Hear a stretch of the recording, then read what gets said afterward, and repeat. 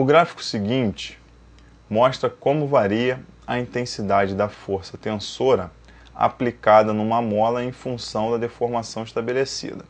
Determine, letra A constante elástica da mola e, na letra B, a intensidade da força tensora para a deformação de 5 centímetros. Então, para fazer a letra A gente vai ter que lembrar que a força elástica é dada pela constante vezes a deformação. Então, F é igual a Kx. Olhando o gráfico, a força que está no eixo vertical vale 100, quando o deslocamento que está no eixo horizontal vale 20 centímetros. Passando para metro, dá 0,2. Então, quer dizer que 100 é igual a K vezes 0,2. Então, K é igual a 100 sobre 0,2, que dá 500 newtons por metro. Na letra B, ele quer saber o valor da força se o x for 5 centímetros. Então, quer dizer que a força é Kx, o K a gente acabou de achar vale 500, e o x, 5 centímetros, tem que passar para metro, dá 0,05. Então, 500 vezes 0,05 dá 25 newtons, é o valor da força.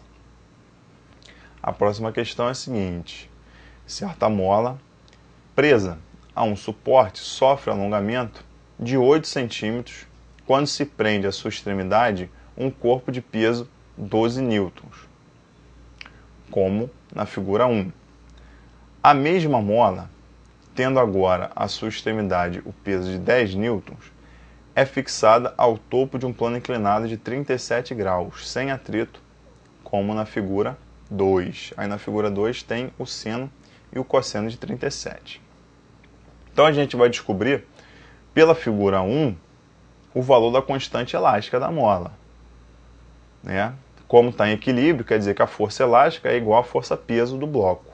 Então você vai ter a força elástica igual a 12, e tem que lembrar que a força elástica é K vezes X. Então você vai ter 12 é igual a K vezes 0,08, porque no enunciado diz que a deformação foi de 8 centímetros e tem que passar para metro. Então quer dizer que K é igual a 12 sobre 0,08, que dá 150 newtons por metro. Aí, para achar o alongamento da mola no segundo caso, a gente vai ter que usar o valor dessa constante K. Então você vai ter que a força elástica, no segundo caso, na figura 2, é igual a P seno de θ. É o Px, é a projeção da força-peso ao longo da trajetória inclinada. Px. Então você vai ter F igual a Px, então vai ser F igual a P seno de θ. Então F vai ser 10, que agora o peso no plano inclinado vale 10, está lá no enunciado, vezes o seno de 37, que vale 0,6. Então quer dizer que a força elástica, nesse caso, é 6 newtons.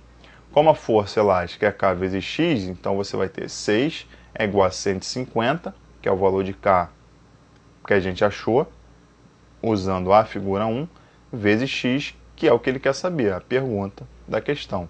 Então você vai ter X igual a 6 sobre 150, que dá 0,04 metros. Passando para centímetros, dá 4 centímetros, letra A. A próxima questão é a seguinte: numa estrada plana, existe uma curva circular de raio 150 metros. O coeficiente de atrito lateral entre o pneu e a estrada é 0,15. Determine a maior velocidade com que o carro pode percorrer a curva sem derrapar. Considere G igual a 10 metros por segundo ao quadrado. Então, o carro está fazendo uma curva, então tem uma força centrípeta. Quem está fazendo o papel da força centrípeta nesse caso é a força de atrito. Então a força de atrito vai ser igual à força centrípeta. Então você vai ter N vezes μ, que é a força de atrito, é igual a massa vezes a aceleração centrípeta. Como a pista é horizontal, você vai ter a normal igual ao peso, então vai ser mg vezes μ é igual a m vezes v ao quadrado sobre r, que a aceleração centrípeta é v ao quadrado sobre r.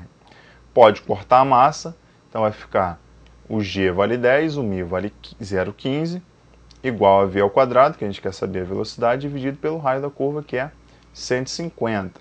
Então você vai ter que V ao quadrado igual a 225, só tirar a raiz de 225, acha o valor de V, que é igual a 15 metros por segundo.